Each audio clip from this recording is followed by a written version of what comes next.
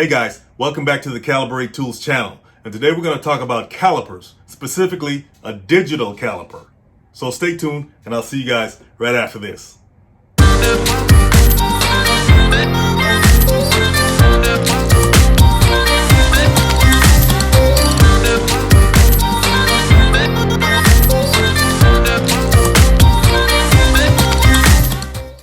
Let's talk about some of the basic calipers that are out there on the market already so you can get familiar with what a caliper is.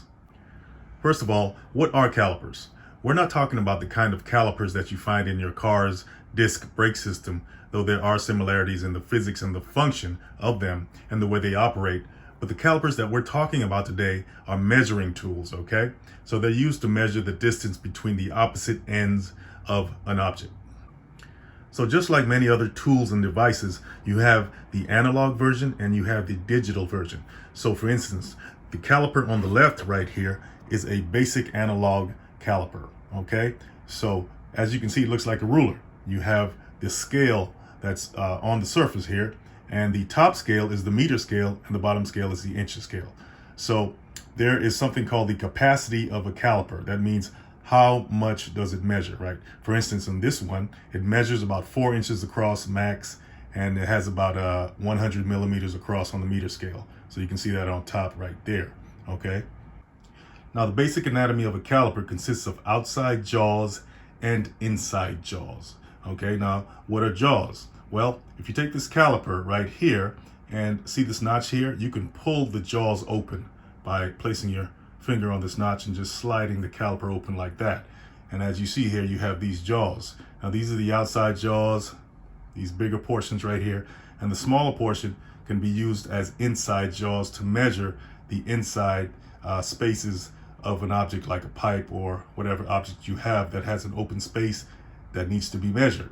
So for instance, if you have an object like this and you want to measure from this end to this end, you simply place the jaws over the object, close them up, right? So how do you take the reading from this?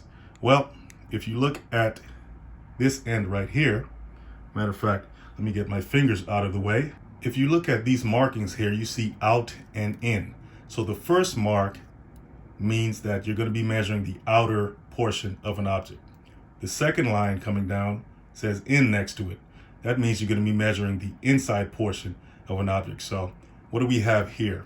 Okay, so we see that the line, the outline, lands on about 35 millimeters and about 1 3/8 inches, which is about the same thing, right? So let's just say we want to measure the inner portion of this coupling here, right? So what we can do is we can take our caliper, open it up, and we're going to use these narrow portions of the jaws here to do that. So we just simply place them inside the space like that.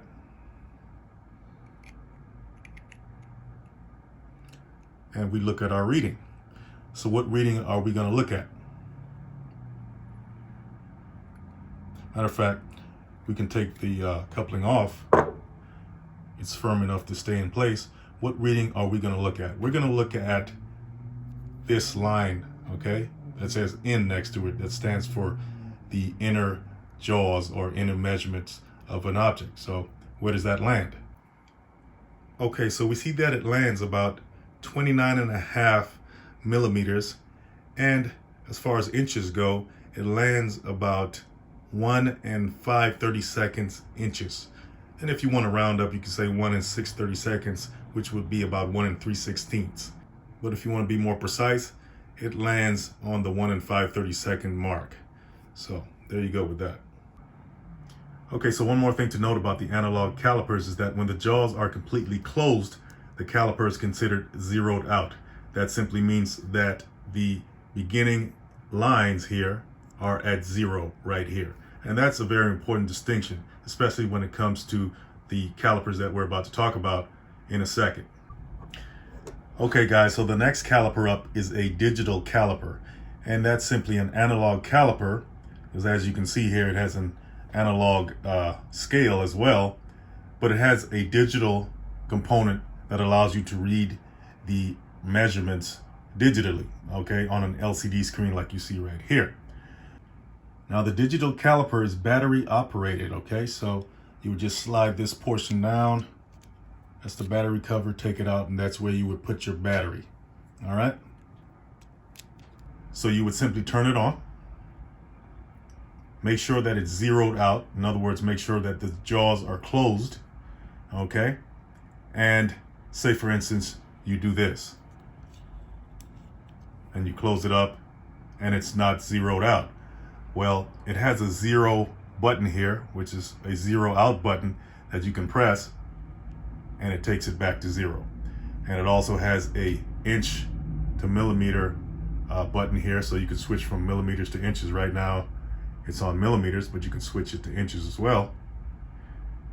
Okay, so let's switch it back to millimeters.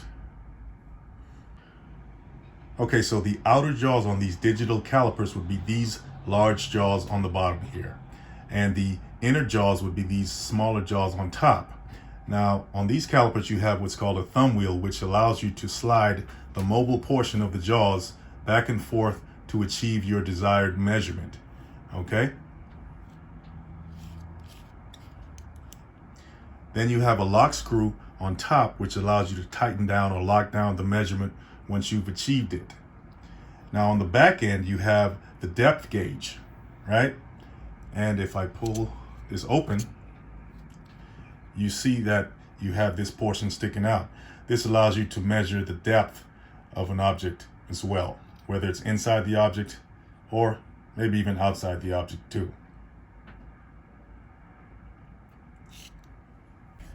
Okay, so let's just say we want to measure our object once again from this end to this end with our digital caliper. Okay, so what we would do is we would place our thumb on our thumb wheel. Okay, we made sure that it's zeroed out, right?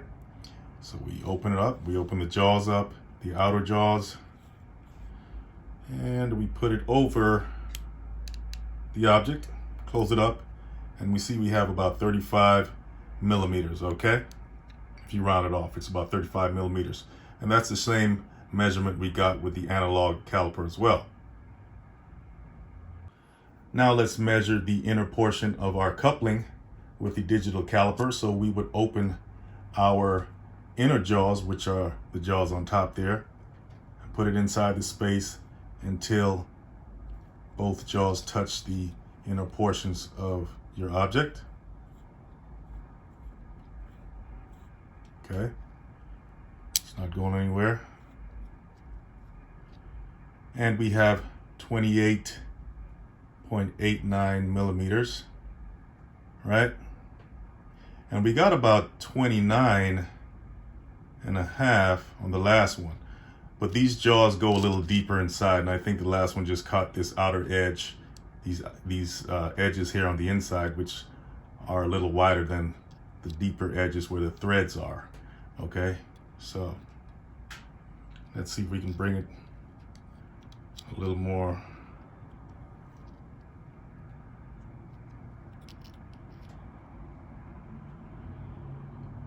Okay, so I brought the jaws a little further up, okay, and we have about 30 millimeters, all right? And if we change it to inches, we have about 1.2 inches.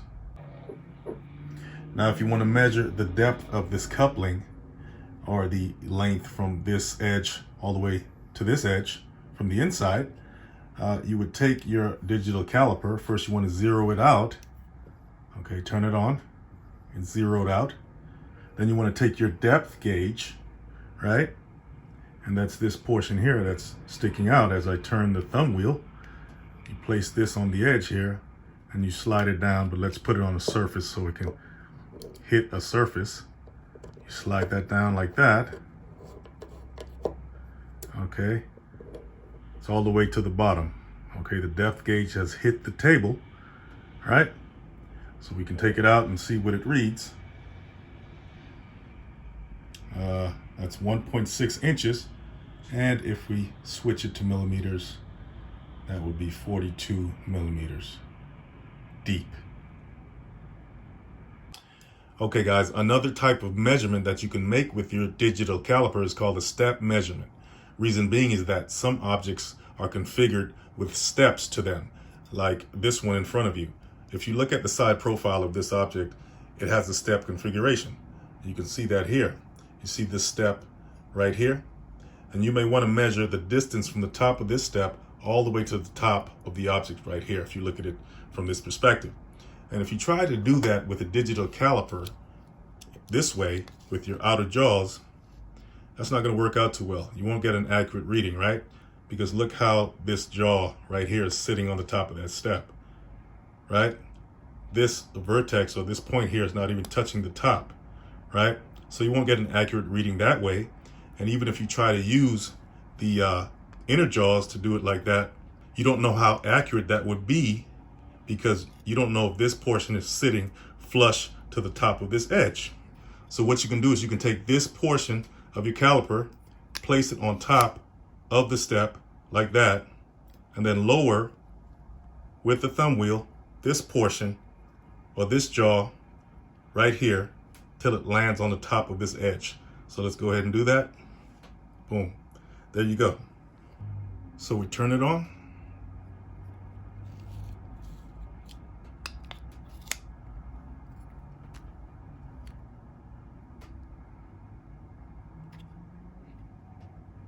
Got about 34 millimeters. Another type of measurement that you can make with a digital caliper is called a compound measurement. And you can use compound measurements to find, complex measurements or different types of measurements that may be awkward to find otherwise. So take our last example. We made a step measurement. Let's do that again. So we turn our caliper on, make sure it's zeroed out, and do that. And we bring it down. There. Okay, so we have 34 millimeters. But let's just say we want to measure from that notch to there, right? And it's awkward to do that for some reason. What we can do is zero out the measurement while it's already taken, the first measurement, the step measurement, right? So we do that, we zero it out. Then we take our caliper and make a new measurement.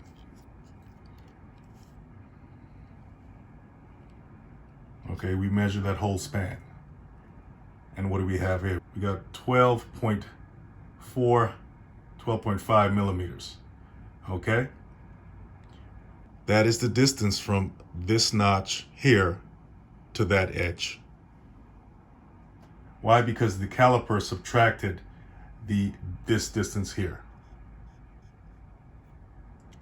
from this whole distance here, okay? And that's what happened when you zeroed it out. That's called a compound measurement. Okay, let's just say you want to find the distance between the center of this space and the center of this space, because you want to place holes in the center of each of these spaces, right? Well, what you can do with the digital caliper is first, you want to measure with your inside jaw the first space. So let's go ahead and do that. Let's turn it on. Okay, I got it at millimeters. And there you go, right? So while that measurement is being taken, you want to zero it out. Then you want to open the jaws and take it all the way to the edge of the second space, right? So you have the first jaw at this edge, and then you have the second jaw at this edge.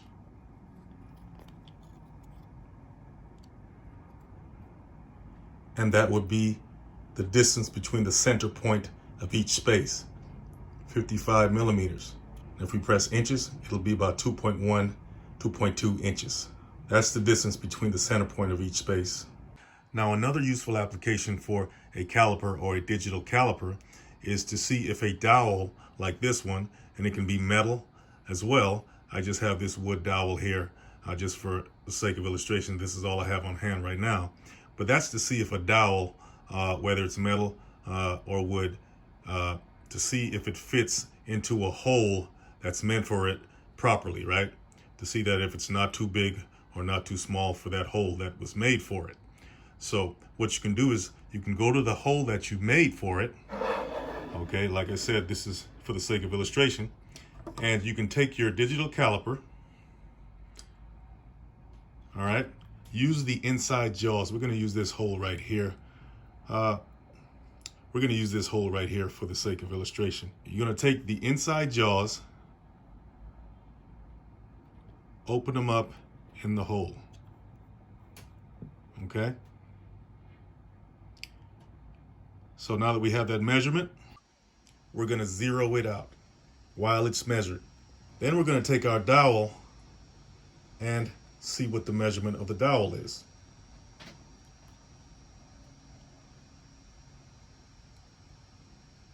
Okay, so there's three things that can happen here. If the measurement was 0, that means the dowel would fit perfectly, right? If the measurement is positive, like it is now, about 0.4 millimeters, that means it's a bit big for the hole. If it's negative, that means it's too small. But in this case, this is a wooden dowel, so by it being slightly bigger than the hole, that's actually how it should be, because it wants to fit snugly in the hole.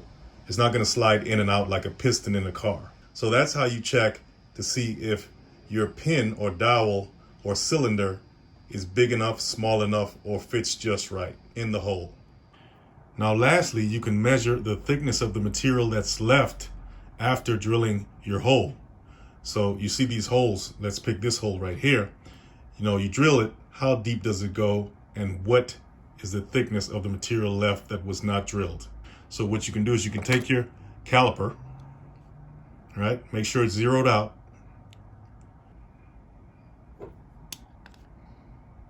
It's locked in place. You want to zero it out. Then you want to take your material.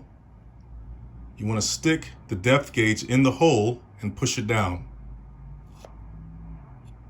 That negative number is the thickness of the material that was not drilled into in millimeters or inches. Okay guys, I hope you learned something today about analog calipers and digital calipers especially. Now I know you saw another caliper sitting there and you're wondering what that was. That was a vernier caliper, and we're going to talk about that in the next video. But in any case, if you like what you saw today, hit that like button and that subscribe button, and I'll see you guys in the next one.